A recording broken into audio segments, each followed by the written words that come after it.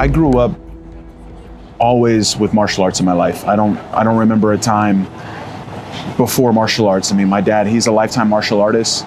And as soon as I was big enough to move around, I mean, he had me training, basically. He was teaching me. And he was greatly inspired by Bruce Lee. And so I remember watching all the Bruce Lee movies when I was a kid. And I already loved martial arts before jiu-jitsu came into my life. I already had a passion for martial arts. And of course, my dad was my hero. And then Bruce Lee being his hero, naturally Bruce Lee became my hero as well. And so I just idolized fighting and the philosophy and all of it. And I was just looking up to my father and going to the academy where he trained. It was a Jeet Kune Do school. He trained under Bruce Lee's system. And I was a kid on the side playing with my toys while my dad was teaching and training. And so, I grew up into it, and I knew that I was gonna do it for the rest of my life, no matter what. But then when jiu-jitsu came along, that took it to another level, especially being a kid and being smaller. I mean, I was always a big kid, but training with adults, obviously I'm not as strong as a grown man. But understanding the technical side of jiu-jitsu and the leverage and all of that, at my age, it made me fall in love with it even more. And I was hooked from the beginning, and yeah, that was it. It's deeper than just fighting and learning cool moves or whatever, or trying to hurt somebody. And, I was very much in tune with the artistic side of it, and also the character, the discipline, the way of life that it is, because that's how my father raised me. He made sure that that was first and foremost, is how I carried myself, and he was always the example for me. And so, yeah, I'm very grateful that I was raised that way. And now, being all grown up and getting a little older these days, that's what I'm most appreciative for. And that's what I think is the best, the most valuable thing that martial arts gives us. Because whenever you act that way, you connect with so many other people that are on that same wavelength, and you just create these beautiful relationships. And it's just, yeah, it's amazing. What is, from a personal perspective and not just professional perspective, what is the most beautiful thing or the most important thing that martial arts gave you, from an emotional perspective? Oh, it would be very hard to say only one. I think deep down, it's kind of all based on just never giving up. You don't quit, you keep going. That's life, that's martial arts, that's jiu-jitsu. You will become a black belt as long as you keep showing up. There's no way around it. All you have to do is keep training. And so I think that's probably the foundation, never giving up. And as long as you keep showing up, then you develop the discipline, the work ethic, you learn how to stay positive, problem solve, and stay calm, and just how to live a balanced life, a healthy lifestyle. It's all about the lifestyle. And it becomes a lifestyle when you keep showing up. And so my journey with my dad being in Oklahoma, not having our own instructor, we never had a black belt, and this was a long time ago now, so jiu-jitsu wasn't popular then. It was just a completely different time. There was no YouTube, there's no access. I had to go to Brazil at a very young age. I had just turned 16 on my first trip to Brazil. And overcoming all those obstacles and adversity to learn. It wasn't even about being a champion at that time. It was just trying to learn this stuff and be around it and be a part of it. that was hard enough as it is, let alone trying to become a champion. And it would have been so easy to just be like, oh, that's not possible, and just give up. I mean, it's like, I'm from Oklahoma, you know? And, you know, but my dad never gave up, and he taught me how to never give up. And, you know, that's our story. So many times throughout my life and career, I can look back and really see and feel like moments of destiny, like this was meant to happen. And the whole way I got connected with them, a lot of people don't know, especially it was like 20 years ago now, but I competed against Saulo. When I was 19 years old, I competed against him in the finals of a professional no-gi event. And I mean, that was like a big day for me, because obviously I fought Saulo, who's a legend already at the time, 6-time world champion. I'm just a kid, still a brown belt. And it was my first time competing against black belts in no-gi. And I defeated my first black belt the match before I competed against Saulo. So just, you know, an incredible day for me. It wasn't like today where you can be a blue belt, purple belt kid competing against black belts. You know, this is a completely different time. And you know, I gave Saulo a good match. Like I did all right, and lasted almost the whole time. And at the end, I think he just kind of saw something in me, and we talked. And a few months later, I saw him in Brazil, and he invited me to come train at his academy. And he was just so welcoming, and it's like, oh, here's my number and my card. Call me, I'll come pick you up from the hotel, let's train. And I'm a gringo, which back then was a real thing, you know, like there was very few Brazilians in the US. Brazilians didn't really open up to Americans or non-Brazilians back then as far as sharing everything about jiu-jitsu. You know, they would kind of just give you a little bit at a time.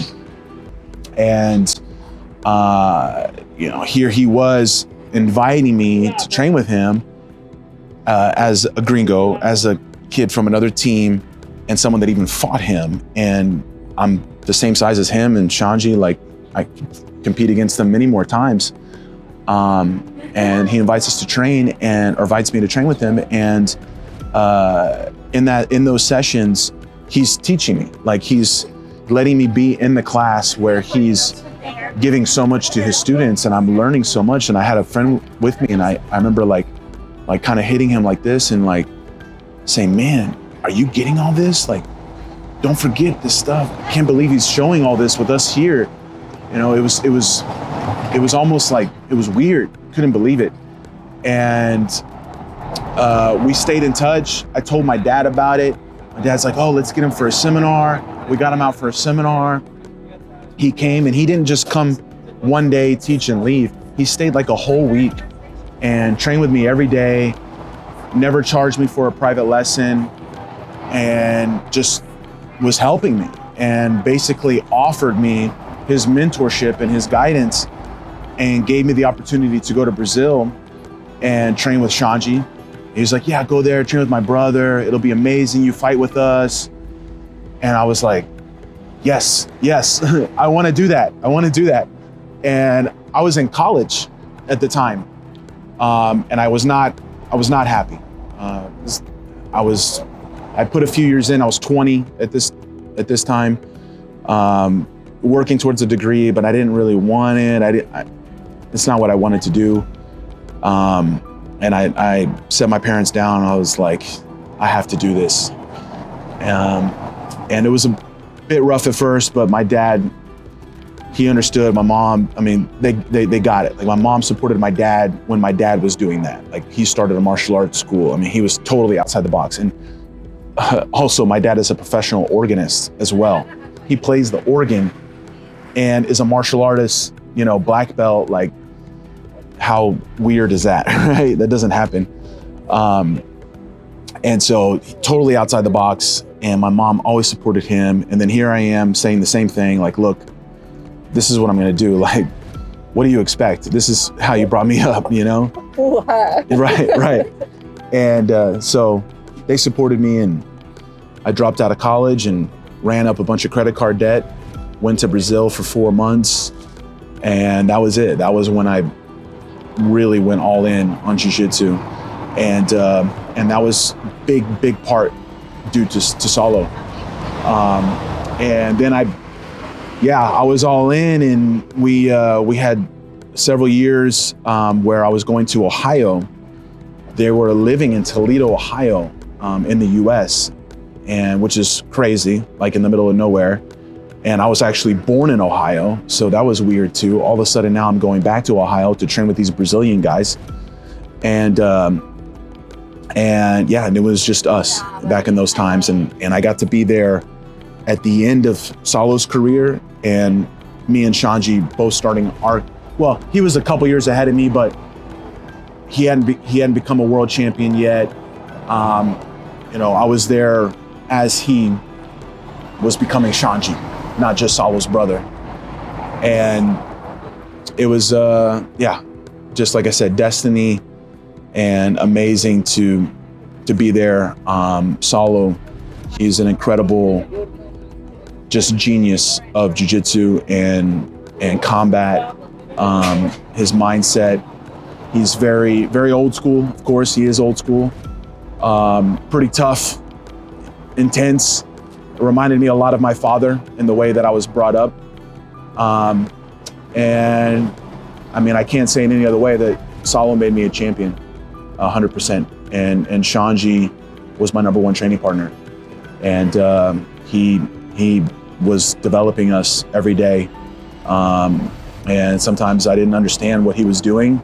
And then I could look back and say, oh, okay, that's why, And I'm forever grateful. Was never gonna let that go. No choice but to tap. Rafael Lovato Jr., a perfect 6-0 with his 4th victory via tap out.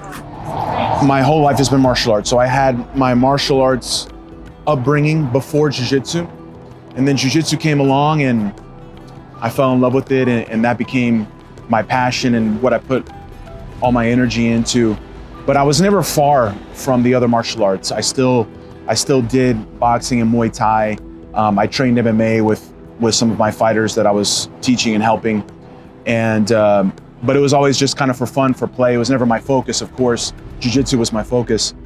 But they were always close by. And when I had opportunities to train with great strikers, I always tried to take advantage because I love martial arts. And as I became a black belt in jiu-jitsu and actually some years into being a black belt, when you're really, I've been teaching for a long time as well. And, there becomes this evolution in your understanding and the way you communicate martial arts, how you teach and how you explain the concepts and break things down and all that when I started training other martial arts again, I appreciated even more. When I did wrestling, when I did judo, when I did Muay Thai, MMA, everything, I could see that we're all speaking the same language. We're all saying the same things. And all of my best teachers were so, they believe so much in the fundamentals, and that's my style of jiu-jitsu. And so I really enjoyed learning and going back to those other martial arts, especially when I started my MMA career. It was so fun to see like I had these other people that were hitting their mastery level of Muay Thai, MMA, and they've been black belts since they were 20, like me, and so they were reaching 10, 20 years as a black belt, and so they're hitting their mastery level, and I'm hitting my mastery level of jiu-jitsu, and like I said, we're all saying the same thing, and like being able to apply that, I could take things that I learned from Muay Thai, wrestling, MMA, and use it to make me better in jiu-jitsu, believe it or not. Even though they're two completely different things, it's just like more reinforcement for for some of those concepts that exist in all of combat. So it was very exciting for me. I love being a student. That's a big thing that I try to preach and put out there for my students is like, I'm still a student too. I'm still learning.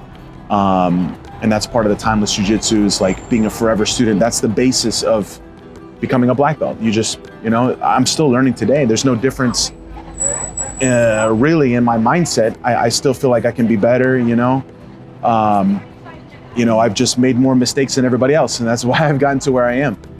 But I love all martial arts, and that time of really like finding my complete martial arts style and system as an MMA fighter was very special for me, because I put my whole life together, not just one piece. Jiu-jitsu is just one piece, but competing in MMA put all of my training, all of my teachings together into one moment for each fight. How was that? How was that for you? Obviously, you're saying that you had that realization of completing a journey, but at some point it got stopped. Mm-hmm. How was that experience? How did you manage that? How did you overcome that? Yeah. That was very, very hard. That was probably one of the most difficult points in my life. It's a whole long story, drama. Of course, I talked about on the Joe Rogan show, and that was when it was very fresh for me. And so I just kind of poured my heart out on that. But, number one, I just have to say that I'm very grateful. It was almost, that fight almost didn't happen, for the Bellator world title. And of course, my health, I do have this condition, but I'm so lucky that it's not affecting me in a serious way. I have no symptoms, never had any issues. And there are plenty of other people out there that have the same condition that are suffering and have very serious side effects. I could be in a coma, I could be paralyzed on one side of my body, stuff like that. It's very, very serious. And so I can't talk about it in a bad way, even though it was a very difficult time. I believe everything happens for a reason, and I'm here today. So at the end of the day, I'm just very grateful for the experience that I had, not just fighting inside the cage, but with my team, with my family, the great martial artists that I was learning from and training with during that time, all the experience and the lessons that I learned was just, so special to me. And my father was in my corner for every fight, and it just, like I said, it put everything into my whole life together into one moment. So as hard as it was, life's beautiful. Yeah, so after everything went down with my MMA career, and it was kind of funny because, well, not funny, but it is what it is. Right as all that was happening and went down, it was that was a difficult time, of course. But I had my new academy. I just moved into a new facility in 2020, and it was my dream school, and I put everything into it. Plus, took a loan, to make it all happen. And then the pandemic hit. Boom, closed the doors. I was like, I can't fight anymore, but I still have my new school. And then boom, school's shut down. I'm like, oh gosh, what do I do now? And everything was just put on pause. And every time that happens, whether it's an injury or just life hits you in a crazy way, and you're kind of hit with something that makes you stop and reflect. Every time that's happened to me, it's always worked out in a good way. And so, I just was like, okay, what am I gonna do now? And I started a couple new projects. One is still in the works, and we'll hopefully be complete this year. And I think that'll be one of the biggest things that I ever do. But the other one was timeless jiu-jitsu. And it was like, all right, I'm coming back to jiu-jitsu 100%. If I can't fight MMA, I want to put all my energy back to jiu-jitsu and teach and just, of course, keep competing. And I told myself that, man, let's try to make another run. You know, I was 36, about to be 37. And so in jiu-jitsu years, that's pretty old. But I was like, no, I'm still in good shape. Let's try to go back in and started doing some super fights and getting more active in jiu-jitsu once the pandemic started dying down. And I was like, okay, well, I'm doing jiu-jitsu now. It's not for titles anymore. It's not to be a world champion. It's not to make my mark. My mark was already made. So what's my new purpose, right? What's my why? I think it's very important that you have to have a connection to what your why is. Why are you doing it? What inspires you? And for me at that stage in my life and my career is like, I just want to keep doing what I love for as long as possible and just keep getting better and trying to lead my students by example and help as many people as I can. And I could see that as I've matured and my jiu-jitsu has matured and my martial arts philosophy has matured, I felt like I had learned and understood a lot of things built around creating longevity in your style, longevity in your routine, and I also was surrounded by a lot of people who I could see were also on that longevity path and were aging very well, still active, still moving, still training at a very high level, like Shanji. Shanji is an amazing example of that, and some of my other friends and teachers, and that's totally what I like. All I want now, titles come and go. Of course, I still want to compete forever. I'll be doing Master 5, 6, 7, all that stuff one day. And like, I love that part, the challenge of it and everything. But at the end of the day, I just want to train for as long as I can. I just want to be on the mats for as long as possible. And I want to be able to train with a 20-something-year-old, champ when I'm in my 40s, 50, and be able to give a good round, like be able to go a little bit, and if I get to my spots, who knows, maybe even still catch him, you know what I mean? And so as I really wrapped my head around that, I was like, okay, this is my thing. This is my purpose now. Earlier, when I was in my 20s, my inspiration was to be there for all the non-Brazilians and just show them, hey, if I can do this as a kid from Oklahoma, if I can be a champion and be on that podium at the Worlds and all the other tournaments year after year, you can too. And then now it's like, well, I'm approaching 40 years old. I'm still here. I'm coming back, and I've had my ups and downs, especially in 2020. First coming back to jiu-jitsu, putting the gi back on after 5-6 years out of the gi, trying to compete with the young guys. Like, I had a couple losses that were really hard, but I kept showing up. And this past weekend I had a good moment, and now it's just like, who can I get on that timeless vibe with me and say like it doesn't matter what age you are, there's a way to do this forever, and do it at a high level. And for me, it's just like three things. I'm a forever student, forever teacher as well. That's a big part of it. Like, as you hit a certain level, you have to teach, you have to give back. And that's what I'm doing now. That's one of my biggest inspirations these days, is to teach, is to just share everything that I've learned and try to help people and inspire them. And then show that I'm still a fighter as well. I'm a forever fighter. I'm still gonna be competing, like I said, in all the master divisions, and I got a couple more runs and in the adult division, I think, ADCC's this year, and very, very motivated for that. I want to go out in a great way.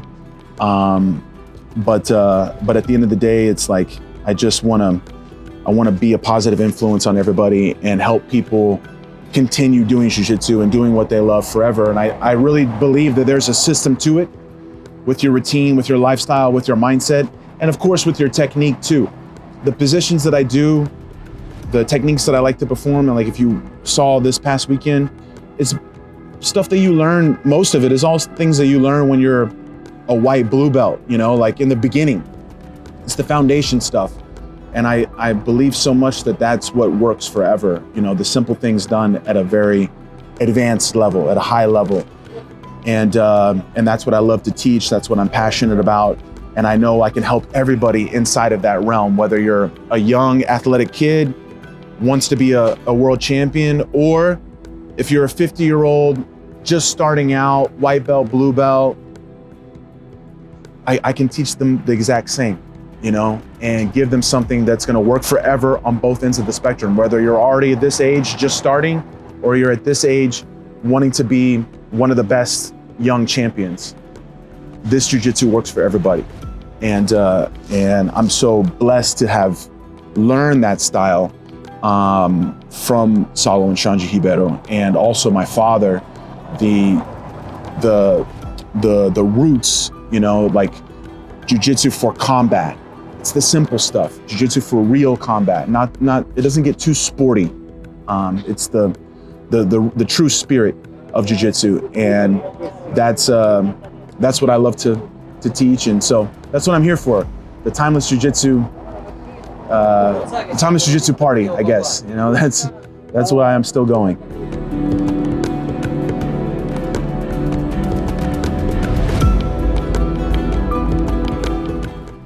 You've talked several times about mindset. What's your mindset? It depends. Like, well, what are we doing? Right now we're having a conversation. So in all of it, I think you have to be present as much as possible. And so right now I'm trying to be present in this conversation in our day here in Rome, and just appreciate this time, get to know you and have a good talk. But there's a mindset for everything. I think, like, when I'm teaching, I have it comes down to what's your purpose. I have my purpose when I'm teaching, my purpose when I'm training, my purpose for when I'm competing, purpose at home with family and life. And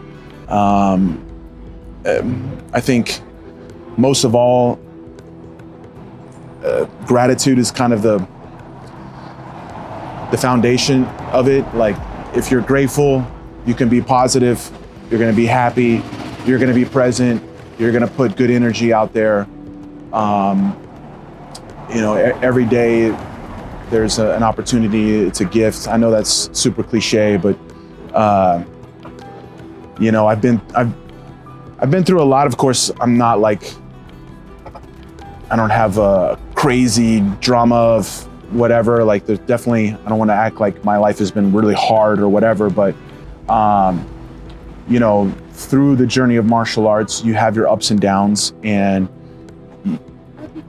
in any given moment, you can look at it and your perspective on the now might be that this is so hard. Why is this happening to me? This is bad. This isn't good. Blah, blah, blah, blah.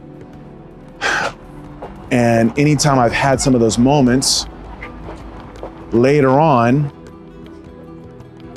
as you keep going, good things still happen. And then you can look back and say, oh, that's what that was for.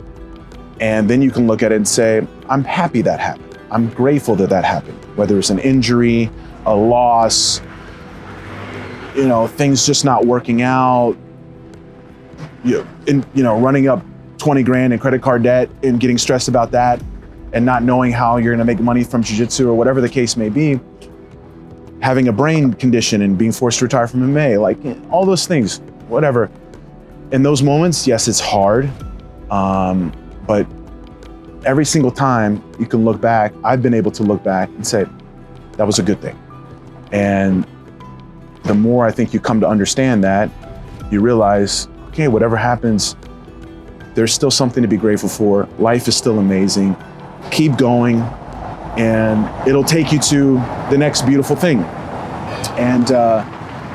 And so I think that's like how I've developed a spirit of gratitude and being able to just be super optimistic at all times. I was telling you about the obstacles in getting here to this competition. It wasn't an easy travel at all. And as much as I got frustrated and was concerned as it was unfolding, it's funny because I could show you messages. As it was unfolding, I was telling some of my wife and some of my friends that knew what I was going through in my travel. I was like, man, this is just adding fuel to the fire. I'm gonna win. I told them, I'm gonna win. This is only making me get more focused, you know? And that's how it's supposed to be. Like, the struggle is good. And so having that feeling and having that mindset, it just makes me appreciate everything more, whatever I'm doing, the people I'm doing it with. It's always like, man, life is great. Aproveita. And for me, it's been kind of the norm since I was a kid, always having to travel, to learn, to compete. And so I've gotten used to it. And before, it was traveling, training, competing, school, helping my father at the academy. There's always been a lot on my plate. And so you just make it work. And going back to trying to be in the moment in any given thing that you're doing, which can be very difficult. My wife, she has to settle me down sometimes because I'm kind of on this nonstop run of okay, I come home from a trip, I have to catch up on things and then also get ahead for the next trip that's coming. And it's kind of always like that. And with business and, just life, and there's kind of multiple businesses. I have my association, I have affiliate schools. Of course, I have my own school, seminars, making products, the Timeless Jiu-Jitsu website, which I don't even think I mentioned fully. Everything that I was talking about before with Timeless Jiu-Jitsu, I have now in a website that it's like my baby, and I'm gonna keep building and growing that for years to come. And so that's a project, that's a thing. And always, you could go on and on and on with all the other things. Even your own school, you have the adult program, kids program, I have Muay Thai, I have my competition team, I have MMA fighters. I'm teaching and helping them, and then trying to train myself and compete, coach, travel, see all my schools, work with my instructors, and then be a husband, be a son. It's a lot, but like I said, you just do it, be in the moment. And I understand that every part of it is a piece of who I am. Like, I love to travel. I love to be a student. I love to be a teacher. I love to compete. I love being a husband. I love being in a relationship. And I like being a businessman too. And so, as full as the day can be sometimes, and one thing to the next, to the next, to the next, if I didn't have a piece of that, like if I was missing one of those things, if I wasn't teaching, if I wasn't competing, if I didn't have a business, whatever the case may be, I wouldn't be fulfilling a piece of who I am. And so I understand that as hard as it is, having the feeling that I'm tapping into each one of those things that I love to do makes me better at the next thing. Otherwise I would be kind of missing or wanting something else. But instead, I'm very full. I'm very fulfilled, and it makes me feel good. Now, I can never fully give 100% of my attention on any one thing, but that's okay. It's going to be there forever. You know, business will always get better. You know, sometimes teaching, I want to give a little more or coach, but then I need to get my own training. I have to, you know, prepare myself as well. So I can't just watch them 24/7. I also have to get out there. And sometimes I think, oh man, I could give more to them. But at the same time, they see me working and they see me challenging myself, and they know that I'm leading from the front and I'm not asking them to do anything that I wouldn't do. And so I'm inspiring them in a different way. And you know, and I'm just so grateful as well to have an amazing wife who supports me so much. She's involved in my business. She supports me competing and everything. And so, I mean, that's kind of number one, right? If home life isn't good, if the, you know, happy wife, happy life, right? So, yeah, knowing that she's behind me and you know, do my best to make her happy and all that, makes it easy as well. And life's only gonna get better because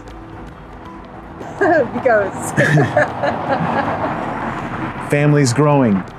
Congratulations. Yes, I'm gonna be a daddy. I was going to ask you, what is your biggest motivation right now? Well, that's definitely on my mind so much, just trying to get my mindset and my focus on what kind of father I want to be and how I want to teach and raise my children and the example I want to set for them. And it's time. You know, like I've been a teacher for a long time, and I'm at this stage in life where I feel that I have a lot to give, and career has been good, and it feels like the best time to be a father, and I'm so looking forward to that next stage. I know it's going to be hard. I know it's going to be a lot of work and more things to balance, but I want that. Like I said, it's time to fulfill that next stage of my life, and I have an amazing wife who I know is going to be just an incredible mother. Already is an incredible mother to the little ones inside, and yeah, I'm just very excited, and I'm gonna head over to the Trevi Fountain to make a special wish for our babies, and yeah.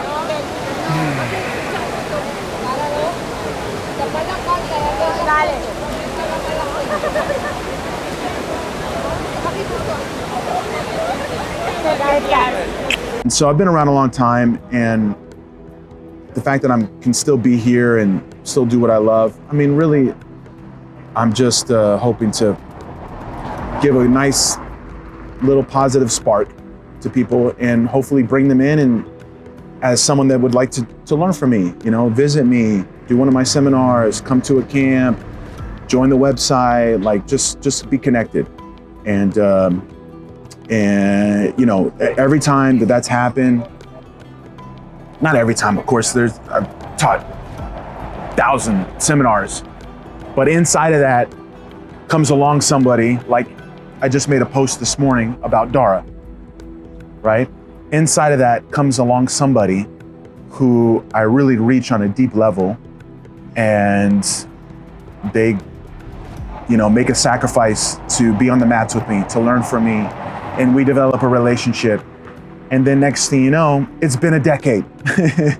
And I see them become a black belt, like Dara, win the European title, have his own black belts on the podium, you know, and we won together, and I was there for him and he was in my corner for him, and you know, things like that, like just still being here and being able to make a difference and then see what happens, you know, maybe I make a new best friend, you know what I mean? Man, I love it. I love what I'm seeing now. Like, it's crazy. You know, my first Europeans was 15 years ago, 2007. And to see the growth where it is today is just like super, super awesome. I know what it's like to be in the middle of nowhere. And so I've always connected and resonated with those people who have to travel, who have to sacrifice even more. But it makes you tougher, you know, and it makes you appreciate every step of the journey that much more, because it wasn't easy. And, you know, I have so much respect for these, you know, these champions, the young kids coming out of Europe these days. I mean, you can see their fire, you know, you can really, and it's because of that stuff, like the obstacles you have to overcome. And now there's just so much beautiful jiu-jitsu out here, and I'm happy to have friends and have relationships with some of those people, competed against some of them. I was very happy for Adam yesterday, finally getting his European title. He's probably the top European competitor right now. I mean, of course, Tommy Espen as well. But you know, I love seeing those guys have their moments, right? Like, it's another thing about being at this stage. Like, I can see, you know, everyone's success and be happy for them. Like, that's awesome, you know? And yeah, so, I mean, right now I'm actually trying to, like, now that I'm back to jiu-jitsu, you know, I was like focused on MMA for 6-7 years. And I didn't come to Europe to teach much jiu-jitsu during that time. Like, you know, with MMA that was, going back to that balance question, that was even harder to balance everything, because MMA it's a different level of intensity. But now that I can come back and just try to plant new seeds and reconnect, and I'm hoping, you know, if people keep having me, I want to keep coming and keep connecting to the European jiu-jitsu community. You know, maybe like already this year, now it's February, next month I'm coming back for the Jutopia camp. I'll probably come back to compete again later in the year at some point in time here in Europe. And, you know, so 3 trips, and I just, I want to build more the network here. And I love Europe. I love the culture. I love how I feel here, the quality of life, the food, the coffee, and everything, the people. And so I hope to have my network, my students, and come here forever.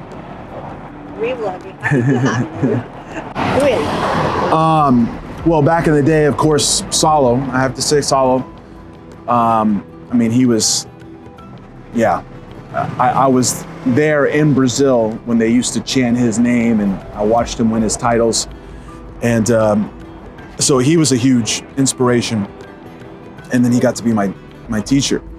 But also, you know, the other world champions of that era, the late 90s, like Nino, Terere, Roleta, Margarita, you know, not all of them that I get to know, of course, but their style of jiu-jitsu, the way they fought. Yeah, speaking of jiu-jitsu growing all over the world. Yeah, like they were people I looked up to. BJ, I have to say BJ Penn was, I was there at the 2000 Worlds when I saw him win, and that was a huge inspiration to see a non-Brazilian do it. I also have to mention the Machado brothers. They were Carlos Machado and also Hegan. I spent a lot of time with them when I was a kid. Carlos was my jiu-jitsu instructor growing up. He was the first one to move to our area of the country. He was in Dallas, Texas.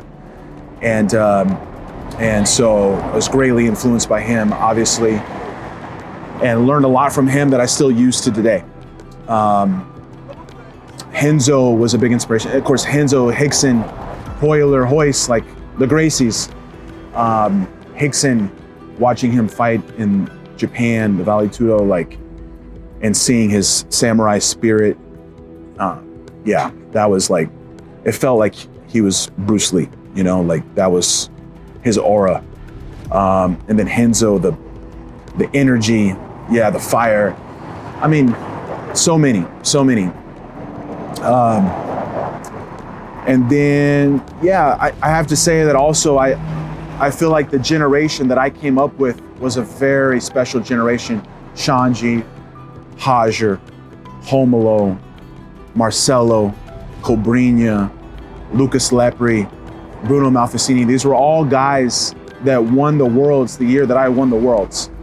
And I just look at that group and I'm just like, whoa, man, like that was an insane like caliber of champions, that many of whom were at the top well into their 30s, and some are still going, you know, like myself, Shanji and Lucas Lepri, and Homolo up till recently. Yeah, Bruno Malfacini. Yeah. And they're on that timeless vibe, you know, and I see that and I'm just like, man, I have so much respect and admiration for all those guys. We're basically all friends. I've trained with pretty much all of them, at least the ones that are my size. I have to say Braulio as well. He was a part of that generation. Galvão, you know, just incredible. And so my peers from that time also were great influences to me, and they pushed me a lot to be better and try to keep up with them. And I learned a lot from all of them on and off the mats, and competing and training and just looking up to. On to today, man, there's so many champions today. And some of these kids, they're blowing me away. Like how young they are and how good they are already. It's insane. I'm really big fan of the Rotolo brothers. They just got their black belts, of course, but they're already, you know, and they're good kids. They're really good kids. Every conversation I've ever had with them is just super respectful and humble, and I love their attitude and I love the way they scrap. So I have to mention Victor Hugo, my little giant brother, the mountain. He embodies everything, you know, the character, respect, the humility. He's a great kid, great spirit, trains hard, works hard. I mean, everything. He's someone that is a great example of the new generation. And I mean, I've never, in all my years of jiu-jitsu, I've never experienced someone like him as far as being that size and being able to move the way that he does. It's just insane. And he has the modern style, but also the classic, from the influence of myself and Shanji. You know, he can close guard and then he can do 50-50 knee bars, you know, and like he has it all. And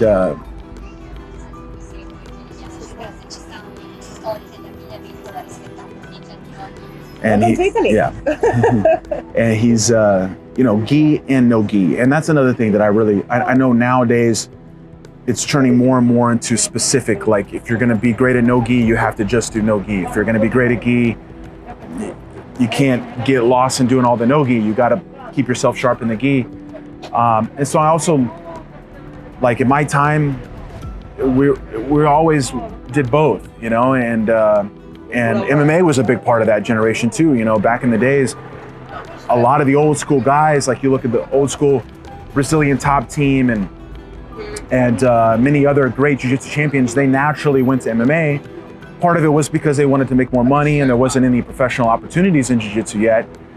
But the other part of it was like, jiu-jitsu was a little closer. It wasn't so sporty yet that it was hard to go to MMA, or it didn't make sense, you know? It was kind of the natural progression, you know? And so I definitely always have a place in my heart for those that are doing gi and no gi, or gi, no gi in MMA, or even no gi in MMA, like just trying to challenge themselves in multiple aspects. You know, to me, I think you can only be so good a jiu-jitsu practitioner or jiu-jitsu artist if you only do one piece of it. There's jiu-jitsu gi, jiu-jitsu no gi, and jiu-jitsu MMA. And each one makes you better, and maybe not everything you do in MMA jiu-jitsu is going to be directly related to gi jiu-jitsu, of course, but it still gives you a better overall understanding and makes you more complete. And so, yeah, I like to see the guys that are doing both, or as much of it as possible. And then if you're doing a type that can go back and forth, you can train both all week long, you know, and maybe, okay, tournament's in 2 weeks, I'm just gonna do gi, or I'm just gonna do no gi this last 2 or 3 weeks, whatever, that's fine. But then the next week after the event, you're back to doing both again, you know? And it's fun, and they make you better. No gi makes you better at gi. It really does. The wrestling, the scrambles, the timing, that helps your gi game. And then in the gi, the precision, the defense, the escapes, it makes no gi easy in its own way. Or easier, you know, because then you know how to be precise in that way. And so I think that's the style that I love the most, and that's why I gravitate to the ones that are practicing that way. He's the one of the ones that made me look at the ultra heavy division and say, I think I can handle these guys, because if I can train with Victor, I can go with anybody. I love it, you know, they keep me young. You know, it's like, keep me sharp, keep me hungry. You know, if it didn't have that energy around of someone trying to make their mark, you know, maybe it'd be a little easier to sit back and say, okay, I'm good, you know, but yeah, they keep me young, keep me hungry, and there's elements to it where it's like, I learn from them, get to keep up with the new stuff, and they push me, of course, and you know, if I can do good, then it's a confidence builder. It's like, okay, I'm not done yet. I still have a little bit in the tank, you know, and Far from done. and well, you know, it feels good, and it's just nice. It's nice to be giving back, and especially with that type of person, because you know, you've been there, you know what it takes, and there's a lot to it, and you can't do it alone. They need mentorship, they need guidance, they need to understand how to process everything, and so it's fun. It's fun to give that knowledge and be there and be a part of a new generation of champions, and see them, you know, do a little bit of what you teach them, and then, you know, they help me go out there and do my thing too. So it's pretty awesome. Do you see anything on someone like Victor Hugo while you teach him? He's working on the pressure. We're working on the pressure. He's starting to mount more, so he's huge, but he moves. And he's just now starting to figure out how to really use his weight more on top. To be honest, there's still some more for him to go there, as far as like really smashing people. He's a little too nice yet. And He's too nice. yeah, no, I mean, a guy his size, he should make people tap just from violent hug. Yeah, That's what I call it. And you know, he's still starting to get that, but as part of it is just your own style, right? And your own art.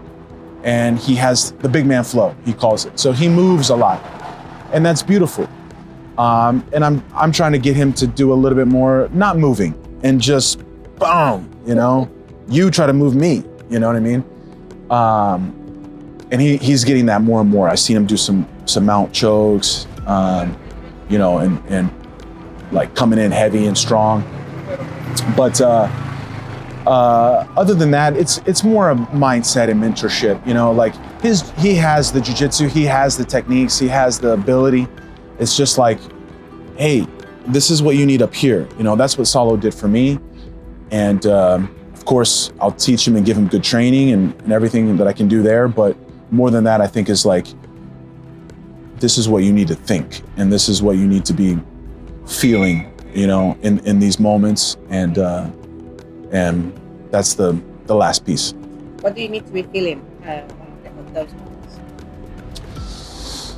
Fire, you know, desire, passion. So I have I get asked this a lot, like, what do you think right before you step on the mats to compete or something like that? And I have 4 words that I think embody my whole mindset for that day, that moment. And I try to tell this to all my students and my competitors and everybody. But number 1 is inspiration, right? You have to know your why, your purpose, the fire that I'm talking about. What is it going to mean to you? Why do you want to become a world champion? Just to be number 1? No, there's got to be more than that, right? You know, what does it mean to you for your journey, your family, your team, you know, all of that. Grateful. I mean, we've already talked a lot about that. You got to have a full sense of gratitude just to be there, because, you know, anything can happen. Happy. Remember to have fun. Put a smile on your face. I didn't do that enough when I was a kid. I still to this day, sometimes I put too much pressure on myself, and I'm just like, I weight down with pressure, and it's like, man, you got to enjoy these moments, you know? And so remember to smile, and like, yeah, it's not always going to be there. So have fun and enjoy it. And then confidence. It's got to be, you have to be confident. You have to think that you have to have more belief in yourself than anybody, you know? That's what, like, of course, you're never going to always win, but if you keep believing in yourself, you have faith. I mean, I was never a world champion until I was a black belt. And I struggled with confidence. And then when everything started clicking for me, it was when I got more confident. And it was a lot of that had to do with Salo, teaching me confidence. And I'm like, man, if I can survive the room with Salo and Shanji, I can beat these guys, you know? And just getting that confidence in yourself and saying, I deserve it. It's my time.